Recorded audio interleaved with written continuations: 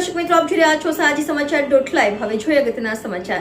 સુરત શહેર કોંગ્રેસનો અનોખો વિરોધ। કેવાયસીમાં થતી સમસ્યાને લઈ અનોખો વિરોધ। બાળકોને રમવા માટેના રૂપિયા અધિકારીના ટેબલ પર નાખી કામ કરવા માટેની માંગ કરી।